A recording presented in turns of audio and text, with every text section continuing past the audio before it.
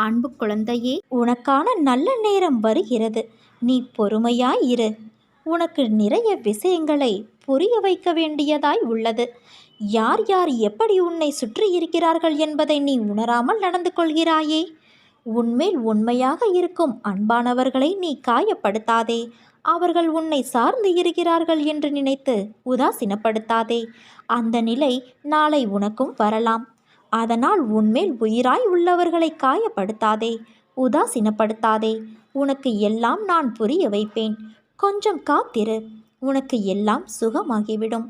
உனக்கான நேரத்தை நான் கொடுப்பேன். உனக்கு கஷ்டம் வருகிறது என்றால் அது உன்னை நீ சரி செய்ய உனக்கு கிடைத்த வாய்ப்பு என்று நினைத்துக்கொள். உனக்கு பிரச்சனை தருவது துன்பத்தை அனுபவிக்க அல்ல, அனுபவத்தையும் வாழ்க்கையின் பாடத்தையும் அதன் உண்மையான நிலைப்பாட்டையும் தருவதற்கு. உனக்கு வெற்றி என்னும் கிரீடத்தை உனக்கு சூட்டும் நேரத்தை எதிர்நோக்கி பொறுமையோடு காத்திரு. உன்னிடம் நிறைய நல்ல குணங்கள் இருக்கிறது. ஆனால் சில நேரம் நீ எதிர்கொள்கின்ற நிகழ்வுகளின்படி எப்படி நடந்து கொள்கிறாய் என்பதை பார்த்தே உன்னை சுற்றி இருப்பவர்கள் நீ எப்படி என்று தீர்மானிக்கின்றனர்.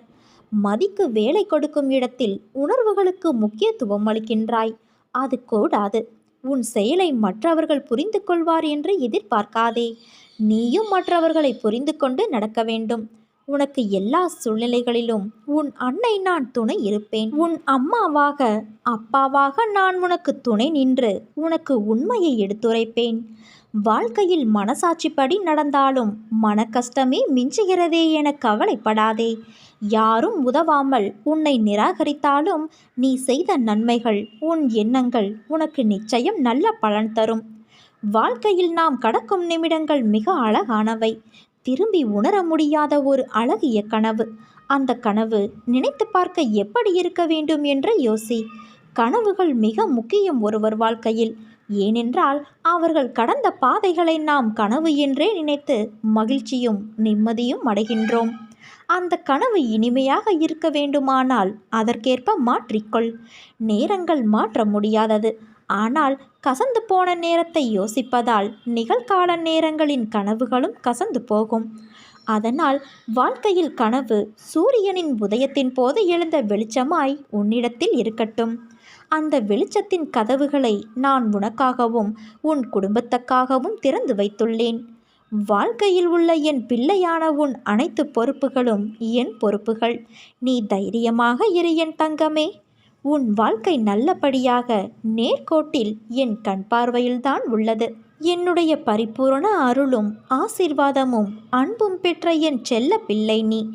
என் இதயத்தின் கருவறையின் அரவணைப்பில் நீ செம்மையாக வளர்ந்து வாழப்போகிறாய். உன் தாய் மீனாட்சியான என்னுடைய கடைக்கண் பார்வையால் உன் விதி தானே மாறப்போகிறது. நீ எங்கே போனாலும் உன்னை பாதுகாக்க உன்னோடு வருவது இந்த தாய் மீனாட்சி என்று நீ நம்பினால் எனக்கு நீ நன்றி சொல்ல வேண்டும். என் தங்க பிள்ளையே, உடைந்து போயிருக்கிறேன் என்று நீ கவலைப்படாதே. நான் உன்னை உருவாக்கி உயர்த்தப் போகிறேன். இது உன் அன்னை மீனாட்சியின் வாக்கு. வரும் காலம் எல்லாம் மகிழ்ச்சி என்னும் சத்தம் உன் மனதில் ஒலித்து கொண்டே இருக்கும். உன் உணர்வுகள் சில்லிட்டு ஆனந்த கண்ணீர் பெருகும். என் தங்கமே, உனக்கு தேவையான பணம் உனக்கு கிடைக்குமோ கிடைக்காதோ என்று உன் உள் மனதில் ஒரு அச்சம் ஓடிக்கொண்டு இருக்கிறது. கவலைப்படாதே. உனக்கு தேவையான பணம் நிச்சயம் கிடைக்கும். நீ நினைத்த காரியம் நல்லபடியாக நடக்கும். இது உன் அன்னையின் சக்தி வாய்ந்த சத்திய வாக்கு. என் நாமம் உன்னை கரை சேர்த்துவிடும். எனது திருநாமத்தை ஆத்மார்த்தமாக ஒரு முறை கூறினால் கிடைக்கும் பலன் அளவுக்கு பரிகார பூஜை செய்வதால் பலன் கிடைப்பது இல்லை என்பது இங்கு பலருக்கும் தெரியாது. பரிகாரம் என்பது ஏதோ ஒரு தோஷ நிவர்த்திக்காக செய்யப்படுகிறது. நாம ஜெபமோ எல்லா தடைகளையும் நீக்குகிறது. இதை உணராதவர்கள் பணத்தையும் நேரத்தையும் பரிகாரத்திற்காக செலவிடுகிறார்கள். ஆனால் நீயோ அவ்வாறு செய்யாமல் எந்த இடத்தில் இருக்கிறாயோ அந்த இடத்தில் இருந்தபடியே என் நாமத்தை ஆத்மார்த்தமாக உச்சரித்து வா. உனக்குள் ஒரு மாற்றம் உண்டாகும். உனக்கும் மாற்றம் உண்டாகும். பரிகாரத்திற்கும் பக்திக்கும் உள்ள வேறுபாட்டை தெரிந்து கொள். ஒரு அதிகாரியை நீயாக தேடிப்போய் சந்திக்க முடியுமா என்றால் சந்திக்க முடியாது. சிபாரிசின் பேரில் சந்தித்தாலும் ஓரிரு வார்த்தைகளோடு உன்னுடைய சந்திப்பு முடிந்துவிடும். பெரும் மழை பெய்து உன் வீட்டருகே உள்ள கண்மாய் உடைகிறது என்றால் அந்த அதிகாரி உடனடியாக ஓடி வந்து உடைப்பை சரி செய்ய நடவடிக்கை எடுப்பதோடு உன்னோடும் பரிவோடு பேசுவார். உன் பாதுகாப்புக்கும் உத்தரவாதம் தருவார். உன் கண்கள் என்கிற கண்மாய் கரை உடைந்து கண்ணீர் வெள்ளமாய் பெருகும்போது நானும் உனக்கு வேண்டிய பிற இறை சக்திகளும் ஓடோடி வந்து உன்னை பாதுகாத்து கொள்வோம். உனது எல்லா பிரச்சனைகளுக்கும் தீர்வு கிடைத்துவிடும். உன் கண்கள் உடையும் அளவுக்கு கண்ணீர் வர வேண்டும் என்றால் அந்த அளவுக்கு பிரச்சனை தீவிரமாக இருக்க வேண்டும், அல்லது உனக்கு அதிக பக்தி இருக்க வேண்டும். பிரச்சனை இருந்தாலும் இல்லாமல் போனாலும் பக்தியை வளர்த்துக்கொள். எனது லீலைகளை மனதில் நினைத்து உயர்ந்த நான் தாழ்ந்த நிலையில் உள்ளவர்களுக்காக இறங்கி வந்த தியாகத்தை நினைத்துப்பார். அப்போது உன் உள்ளம் முருகும், பக்தி பெருகும். எனக்கு எத்தனையோ திருநாமங்கள் உள்ளன. எத்தனையோ தோற்றங்களில் நான் அவதரித்து சேவை சாதித்துள்ளேன். உனக்கு எந்த திருநாமத்தின் மீது அதிக ஈர்ப்பு ஏற்படுகிறதோ அந்த திருநாமத்தையும் அந்த வடிவத்தையும் மனதில் பதிய வைத்துக்கொள். அப்போது உன் உள்ளம் உருகும். உச்சரிக்கும் போதே உள்ளத்தை உருக்குகிற இறைநாமம் பூர்வ புண்ணியத்தின் விளைவாக ஒருவருக்கு வாய்க்கிறது. இந்த ஜென்மத்தில் உன் அன்னையான நான் என்கிற திருநாமம் உனக்கு வாய்த்திருக்கிறது. அதனால் இந்த பெயரை கேட்டதும் நீ உருகுகிறாய். உனது வழியில் என்னை நீ நினைத்துக்கொள். நேரம் கிடைக்கும்போது நாம ஜெபம் செய். உண்மையாகவே எல்லா பாவத்திலிருந்தும் விடுதலையாகவும் நன்மைகளை அடையவும் மனதை தூய்மை செய்து கொள்ளவும் சடங்குகள் போன்ற பிற சாதன முறைகளின்றி என் அருளை பெறவும் நாம ஜெபமே மிகப்பெரிய எளிய வழி. உன்னுடைய மனம் நிர்ணயிக்கும் வழியில் நீ நட. மற்றவருடைய மனம் நிர்ணயிக்கும் வழியில் அவர்கள் நடக்கட்டும். பிறரை பின்பற்றும் முயற்சியில் உன் மனதிற்கு எதிராக நீ செயல்படாதே என் குழந்தையே. அது உனக்கு நல்லதல்ல. உன் அன்னையான என்னுடைய அருளால் நிச்சயமாக உனக்கு நல்லதே நடக்கும். உன் நம்பிக்கை என்றும் வீண் போகாது. நான் எப்போதும் என் பக்தர்களின் நம்பிக்கையை என்றுமே பொய்யாக்க மாட்டேன். என்னிடம் சரணடைந்துவிட்ட ஒருவர் தன் எதிர்காலத்தை பற்றியோ தற்போதுள்ள இக்கட்டான சூழ்நிலை பற்றியோ கவலை கொள்ளக்கூடாது. வீண் கவலை எந்த விதத்திலும் பலன் தராது. மாறாக என் மீது நம்பிக்கை இல்லாமையே அது காட்டுகிறது. நடப்பது எல்லாமே என் விருப்பம். நீ வேண்டியதையெல்லாம் நான் தருவேன் என்பது தவறான கருத்து. உன்னுடைய கடந்த காலத்தையும் எதிர்காலத்தையும் நான் அறிவேன். ஆனால் என் குழந்தைகளுக்கு எது நன்மையோ அதை மட்டுமே நான் அளிப்பேன். நீ கலங்காத இரு. சில வாயிற்கதவை நான் உனக்காகவே திறந்தேன். என்னை நோக்கி நீ வேண்டுதல் செய்ய துவங்கிய அந்த நேரத்திலேயே உனக்கு பதில் தரும் வேலையையும் நான் துவங்கிவிட்டேன் என்பதையும், அதனால்தான் நீ சோதனைகளை அனுபவிக்கிறாய் என்பதையும் உனக்கு நான் பலமுறை அறிவுறுத்தி வைத்திருக்கிறேன். இப்போது அதை உனக்கு நினைவுபடுத்துகிறேன். கலங்காதே குழந்தையே. தாமதமானாலும் தப்பாமல் கிடைக்கும். நல்ல இடத்திலும் தகுந்த நேரத்திலும் உன்னை தேடி வரும். நீ கலங்காதே. நீதி கிடைக்கும் என்று நம்பி என்னை நீ நாடி வந்திருக்கிறாய். கெட்டவர்கள் தண்டிக்கப்பட வேண்டும் என்று ஆதங்கத்தால் நீ துடிக்கிறாய். நான் மனிதர்களைப் போல எடுத்ததும் தண்டிக்க மாட்டேன். நின்று பார்த்த பிறகே தண்டனை தருவேன் என்பதால் உனக்கு நான் செய்தாக வேண்டும் என்கிற விஷயம் தாமதிக்கிறது. நினைத்தது நடக்காத காரணத்தால் தடுமாற ஆரம்பித்திருக்கிறாய். தடுமாற்றம் உன்னை அமர விடாமல் அலைக்கழித்து மனதை ஓரிடத்தில் நிலைக்க விடாமல் செய்கிறது. இப்போது உனக்கே தெரியும். தருவதற்கு நானும் பெறுவதற்கு நீயும் தயாராக இருக்கிறோம்.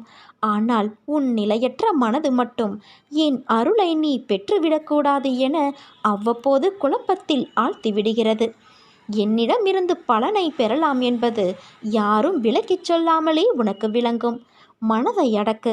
அதை ஒருநிலைப்படுத்தி முழுவதுமாக என் மீது திருப்பு. என்னுடைய லீலைகளை நான் அளிக்கும் ஆத்மானந்த வைபவத்தை அநேக சமயங்களில் நீயே உன் கண்களால் பிரத்யட்சமாக பார்த்திருக்கிறாய். அப்படி இருக்கும்போது நீ எதற்காக கவலைப்படுகிறாய்? ஏற்ற காலத்தில் நான் அனைத்தையும் சரி செய்து விடுவேன். எதிர்காலத்தை நினைத்து நீ கலங்காதே குழந்தையே. உனக்கான வருங்காலத்தை உருவாக்கி அதில் உன்னை அனைவரும் வியக்கும் வண்ணம் நான் மிளிரச் செய்வேன். பொறுமையோடும் என்மேல் நம்பிக்கை வைத்தும் நீ செயல்படு. எல்லோரிடத்திலும் அன்பிற்காகவும் பாசத்திற்காகவும் நீ ஏங்குவதற்கு பதிலாக உன்னை தேடி வருவோர், உன் மதிப்பு புரிந்தவர் மீது அதிகம் அன்பு செலுத்து. இன்று உன்னிடம் அன்பாக இருப்பவர்கள் நாளையும் அப்படியே இருப்பார்கள் என்று எதிர்பார்க்காதே. இவ்வுலகில் பலதரப்பட்ட மனிதர்கள் இருக்கத்தான் செய்வார்கள். மனம் ஒரு குரங்கு என்று கூறுவது அனுபவ வார்த்தை. எப்பொழுதும் எந்த உறவானாலும் நீ அளவோடு இருந்தால் இது போன்ற பாதிப்பு ஏற்படும் போது உன்னால் அதை சமாளிக்க முடியும். அதற்காக எல்லோரிடத்திலும் அன்பற்று வாழச் சொல்லவில்லை. அதீத அன்பை வைக்க வேண்டாம் என்றுதான் கூறுகிறேன். நீதான் நிதானமாக யோசித்து யார் நல்லவர் என்று அறிந்து கொள்ள வேண்டும். இந்த கவலைகளையெல்லாம் மனதில் கொள்ளாமல் உன் லட்சியத்தை நோக்கி நீ போய்கொண்டே இரு. அப்பொழுதுதான் நீ எதற்காக எல்லாம் வருத்தப்பட்டாயோ அதுவே உன்னை தேடி வரும். அதுவரை நம்பிக்கையோடும் பொறுமையோடும் செயல்பட்டு கொண்டே இரு. வசந்த காலம் உன்னை வந்து சேரும் நாள் வெகு தொலைவில் இல்லை. காலம் அறிந்து பயிர் செய் என்பது போல சரியான காலம் அமைவது உனக்கு உணர்த்தப்படும். அப்போது முழு முயற்சியை நீ வெளிப்படுத்த வேண்டும். ஆனால் காலம் உனக்கு சாதகமாக இல்லாத நேரத்தில் முழு முயற்சி செய்து தளர்ந்து இனிமேல் முயற்சி செய்ய மாட்டேன் என்று முடிவு எடுக்கிறாய். உனக்கான காலம் வரும்போது உன் முயற்சி அனைத்தும் வெற்றி பெறும். உனக்கான சரியான நேரத்தில் சரியான முடிவு எடு. நிச்சயம் நீ வெற்றி பெறுவாய். ஏன் இந்த பதற்றம்? ஏன் இந்த குழப்பம்? ஏன் இந்த வீணான கவலை உனக்கு? அனைத்தையும் விட்டு உன் வேலைகளை நீ பார்த்து கொண்டிரு. உன் அன்னையான நான் உனக்காக வேலை செய்கின்றேன். நீ என்னிடம் வைக்கின்ற வேண்டுதலை கேட்டேன். நீண்ட காலமாக உன் வாழ்க்கையை சிதைத்து வருகின்ற பிரச்சனையிலிருந்து நீ விடுதலை கேட்கிறாய். இதுவரை எத்தனையோ சங்கடங்களிலிருந்து உன்னை விடுவித்துள்ளேன். அது உனக்கே தெரியும். உன் உன்னதமான நிலையை தாழ்த்தி களத்திர தோஷத்தை ஏற்படுத்திய கிரக நிலைகள் ஆகட்டும், உன் வளர்ச்சியை கண்டு பொறுக்க முடியாதவர்களால் உனக்கு ஏற்பட்ட தாங்க முடியாத பாதிப்பாகட்டும், நான் சுலபமாக நிவர்த்தி செய்வேன். உன் பிள்ளைக்காக நீ என்னென்ன வேண்டிக் கொண்டாயோ அவற்றையெல்லாம் நான் செய்து கொடுப்பேன். நீண்ட காலமாக நீ அனுபவித்த வேதனைகள் விரைவில் முடிவுக்கு வரவுள்ளன. இப்போதுள்ள எல்லா பிரச்சனைகளிலிருந்தும் நீ முழுமையாக விடுதலையாக உள்ளாய். நான் இருக்கும்போது நீ ஏன் பயப்பட வேண்டும்? உனக்கு யோகத்தை திருப்பிவிடும் வழியை நானே செய்வேன். உன் நம்பிக்கை தளரும் விதத்திலான செய்திகள் வந்தால் தைரியமாக இரு. பயப்படாதே. வெள்ளம் தலைக்கு மேல் போவது போன்ற சூழ்நிலைகள் தோன்றக்கூடும். ஆனால் நீ எதை கண்டும் அஞ்சாதே. உன்னை காக்க எப்போதும் நான் இருக்கிறேன் என்பதை நினைவில் வைத்துக்கொள். நாம் பகவானின் பாதுகாப்பில் இருக்கும்போது கர்மா வலுவிழந்து போகிறது. ஒன்றை எப்போதும் நினைவில் கொள். உன்னுடைய காரியங்கள் என் அருளால் சரியான நேரத்தில் கச்சிதமாக நல்லபடியாக நடக்கும். நாம் வாழ்வில் மிகவும் எதிர்பார்த்த காரியங்கள் தடைப்பட்டோ நடக்காமலோ போகலாம். தேவையில்லாமல் நீ சிறிதும் வருத்தப்பட தேவையில்லை. என் பிடியில் நீ இருக்கும்போது நான் உன்னுடைய காரியத்தை நிச்சயம் நல்லபடியாக நடத்தி தருவேன். நீ நிகழ்காலத்தை மட்டுமே அறிவாய். நீ தற்காலிக தீர்வை மட்டுமே தேடுகிறாய். ஆனால் உன் அன்னையான நானோ உனக்கு நிரந்தர தீர்வை தருவதற்காக போராடி கொண்டு இருக்கிறேன். எதிர்காலத்தில் உனக்கு எது நன்மை விளைவிக்கும், எது நல்லது என்று அதை மட்டுமே என் குழந்தைகளான உனக்கு நான் அளிப்பேன். நீ வேண்டுவதையெல்லாம் நான் தருவது கிடையாது. உன்னுடைய கர்ம பலனை பொறுத்தே உன் செயல்களில் வெற்றியும் தோல்வியும் அமையும். எல்லாம் விதிப்படி என்று நாம் கூறுவதும் இதைத்தான். ஆனால் மற்றவர்களுக்கும் என்னிடம் சரணடைந்தவர்களுக்கும் இங்குதான் வித்தியாசம் இருக்கிறது. நான் செய்பவளும் அல்ல, செய்ய வைப்பவளும் அல்ல. இதை நீ உறுதியாக அறிந்து கொள். ஆனாலும் செய்யக்கூடிய சக்தி என் வாயிற்படியில் படுத்து கிடக்கிறது. எவன் தன்னுடைய அகங்காரத்தை அழித்துவிட்டு நன்றி நிறைந்த மனதோடு என் மீது தன் பாரத்தை போடுகிறானோ அவனுடைய படகு கரை சேர்ந்துவிடும். உன் வாழ்வில் ஒரு அதிசயம் நடக்கப் போகுது. 2 மாதத்திற்கு பிறகு உன் வாழ்க்கையே அடியோடு மாறப்போகிறது. பாய்ந்து வரும் யோகத்திற்கு சக்தி அதிகம் என் குழந்தையே. நீ ஆள்வதற்கு தயாராக இரு. நீ எதிர்பார்த்ததை விட பல மடங்கு நன்மை உனக்கு அதில் இருக்கும். ஒரு சிலருக்குத்தான் இந்த யோகம் கிடைக்காமல் போகலாம். ஆனால் அவர்களுக்கும் இன்னும் கொஞ்ச நாளில் இந்த யோகம் நிச்சயம் கிடைத்துவிடும். அதற்கு உன் தாயான நான் பொறுப்பு.